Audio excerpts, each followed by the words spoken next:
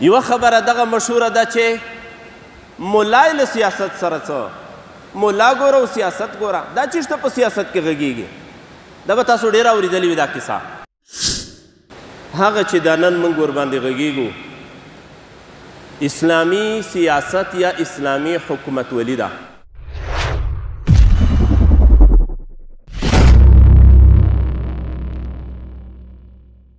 کلونه کلونه په دې باندې خواري شوې ده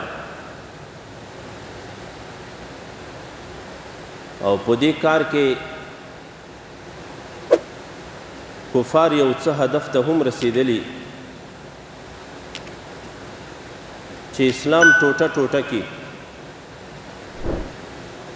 مسلمانان هم سره وویشي ټوټې ټوټې یې کې تاسې وګورئ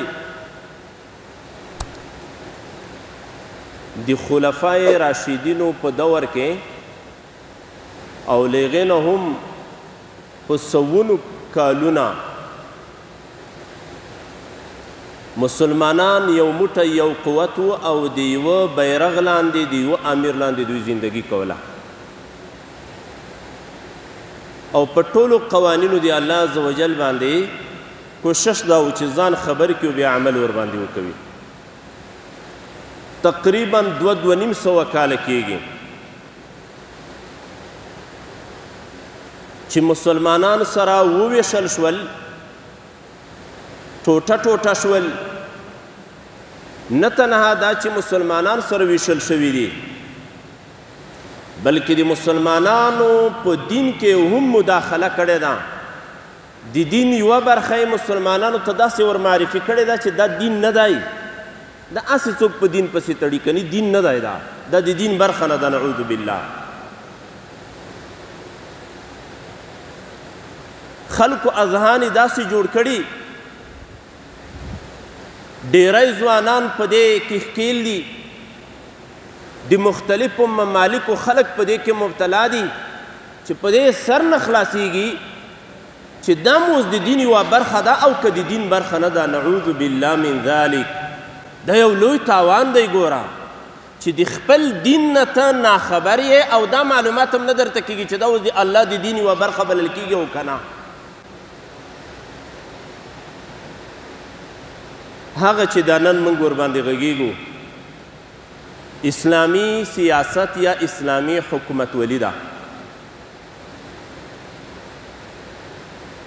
آیا په اسلام کې سیاست هم ځای لري زه به یو څو هغه خبرې اول تاسو ته مخې ته پیش کړم چې زموږ په دې ټولنه کې رواج دي یوه خبره دغه مشهوره ده چې ملا یې له سیاست سره څه ملا ګوره او سیاست ګوره دا چې شته په سیاست کې غږیږي دا به تاسو ډېره اورېدلې وي دا کیسه بله خبره هغه مونږ دا اورېدلې ده